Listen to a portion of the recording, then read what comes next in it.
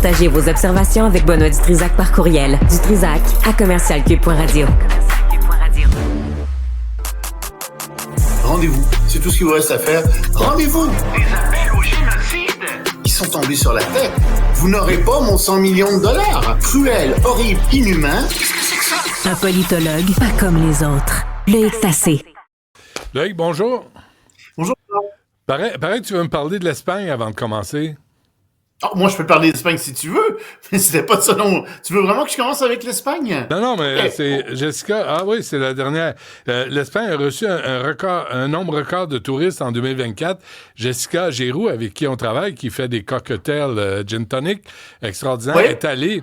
Puis elle me disait, il y a tellement de drapeaux palestiniens. C'était à ça de demander, c'était quoi le drapeau officiel du pays? Mais c'est pas ça dont je veux te parler en Espagne. L'histoire de l'Espagne, c'est pas du tout ça. C'est que les statistiques sont sorties sur le tourisme en Espagne. C'est devenu la deuxième destination touristique au monde. Ils ont reçu 94 millions de touristes étrangers. La première destination, c'est la France, où on a reçu 98 millions. Mais là, je commence à dire, mais écoutez, là, c'est beaucoup trop de gens. On n'arrive plus à suffire. Ça détruit, on le sait, on en a déjà parlé. Ça détruit des villages, ça détruit des quartiers entiers. Il y a trop de touristes étrangers, c'est évident. Mais oui, mais ça rapporte beaucoup d'argent, on va dire, le gouvernement espagnol. Ça rapporte 108 milliards d'euros, oui, mais en même temps, ça a des coûts énormes pour les gens qui subissent les touristes. Je sais pas combien ça coûte, mais quand tu es obligé de déménager, parce que c'est plus vivable chez toi, parce que il y a trop de touristes, parce que les magasins de proximité ferment, parce qu'il y a des gens qui hurlent en plein milieu de la nuit, parce que ce sont des fêtards, etc. Ben, tu sais, t'as juste à aller dans le Vieux-Québec. C'est un quartier qui est détestable maintenant, l'été. C'est détestable comme quartier. Puis il y a des villes comme ça qui s'en viennent comme ça, comme Tadoussac. Je suis désolé de le dire bêtement comme ça, mais ils sont en train de tuer complètement le Vieux-Québec. Ils sont en train de tuer Tadoussac. Ça s'en vient avec le Vieux-Montréal en plus aussi. Ah ben là, c'est arrivé. Écoutez, là, les gangs de rue occupent le Vieux-Montréal, là. Oui, puis les touristes. Là, tu te dis, mais vous avez enlevé les habitants du quartier parce que vous avez fait venir trop de touristes, de Airbnb, etc., de magasins qui sont voués aux touristes. Là, tu te dis, écoute, moi, ce que je te dis, c'est ceci. Peut-être qu'on n'a plus besoin d'avoir un ministre du tourisme au Québec, un ministère du tourisme. Hein. Peut-être qu'on devrait abolir ça parce ils viennent. De toute façon, les touristes, ils viennent. Ils arrivent en masse. Mais là, c'est peut-être le temps de cesser de faire la promotion de cette activité-là parce que ça détruit des quartiers, des villages, ça empêche des gens de vivre chez eux. Mais regarde France, là. La France, c'est le pays où il y a le plus de touristes. C'est eux autres qui ils ont le plus l'air bête quand tu débarques là. Hein? C'est vraiment, là, des faces à non, mais Paris l'été. Ils veulent rien savoir. Paris l'été. J'ai été il y a 2 ans. Paris l'été, là, c'est, c'est vraiment épouvantable. C'est devenu épouvantable. Puis les touristes aiment ça peut-être jusqu'à un certain point. Mais c'est plus Paris, là. Venise, pareil. Tu sais, il faudrait calculer aussi tous les transports aériens, tous les avions qui ont été analysés pour ça. Tout ça, c'est de la pollution additionnelle. En tout cas, moi, je pense qu'on n'a pas à choisir nos voyages, là. Exactement. Puis on n'a pas à faire la promotion du tourisme puis de la destination Québec, destination ceci. C'est de l'argent gaspillé. Ils viennent de toute façon. Et encore une fois, ils sont en train de tuer des milieux de vie au Québec, un peu partout à travers le monde. Le tourisme de masse, j'entends. Il y en a trop. J'arrête pas de dire, venez plus à Montréal, venez pas à Montréal.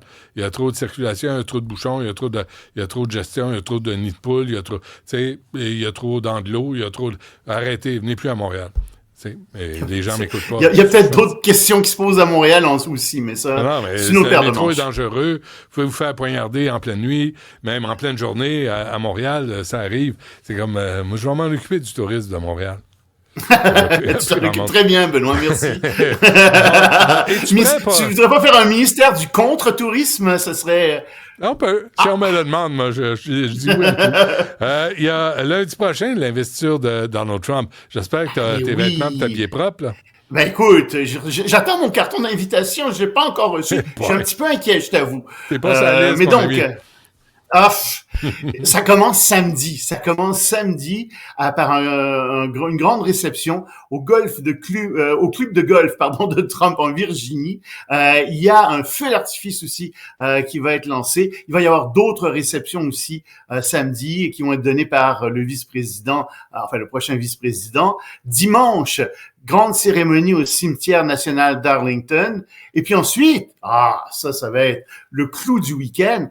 Rassemblement MAGA et discours de Donald Trump à Washington. Donc, tu vas avoir des gens qui vont hurler Make America Great Again et Trump va faire un immense discours. J'ai hâte de voir ce qu'il va dire dimanche. Et puis, le soir, c'est plus tranquille, dîner aux chandelles. Et c'est pour ça que j'attends mon carton d'invitation. Là. Mais comme je te dis, si tu peux faire quelque chose, je sais que tu connais beaucoup de monde. Ouais. J'ai toujours pas reçu. Lundi... Non, mais attends, oui? là, dîner aux chandelles, c'est pas là où le YMCA va chanter. Non! Va chanter. Non, il va chanter YMCA. On va donc un petit coup parce que oui. Il est toujours prêt à danser là-dessus. Vas-y donc. Vas-y donc. Ah ouais, Donald. Oui, c'est ça. Ben oui. C'est le seul groupe qui a accepté de chanter pour Donald Trump. Puis ils ont dit, bon, ben OK, on va les prendre finalement. YMCA pour Donald Trump. Allez-y donc. Mais il y a donc oui, ça va jouer. Il y a de la chicane à l'intérieur du Village People. Le policier s'est chicané avec le gars de la Construct. Ça a l'air qu'ils sont pas d'accord. Mais en tout cas, moi, je veux pas m'en mêler, j'ai que ça chicane. Que ça arrange juste. Donald va régler ça, t'en fais pas. Ouais. Alors, le chéquier va régler bien des choses, j'en suis certain. Et d'ailleurs, Loïc, je t'informe d'une chose.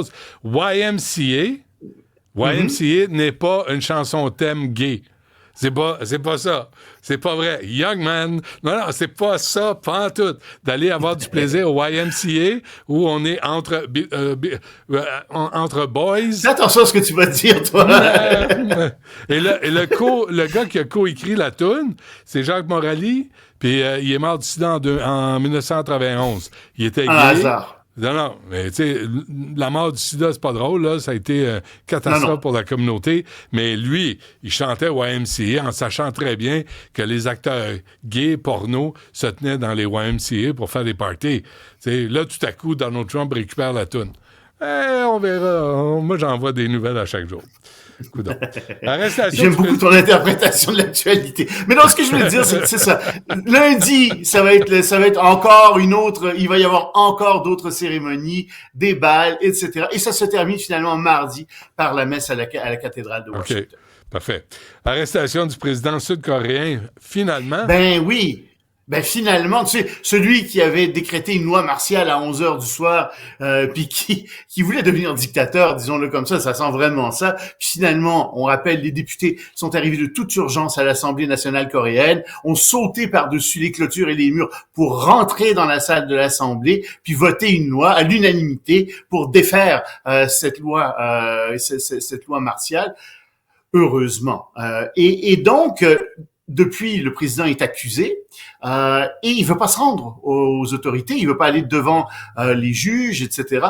Et les enquêteurs ont essayé à plusieurs reprises d'aller le chercher, mais il y avait des foules devant le palais présidentiel, ils ont mis des barbelés, et finalement, ce qui s'est produit, c'est que les gens qui devaient aller chercher, les enquêteurs, sont arrivés avec des renforts, avec des autobus blindés. Ils ont coupé les barbelés. Ils sont allés chercher le président qui a dit d'accord. Écoutez, finalement, pour éviter un bain de sang, je vais me rendre. Ben oui.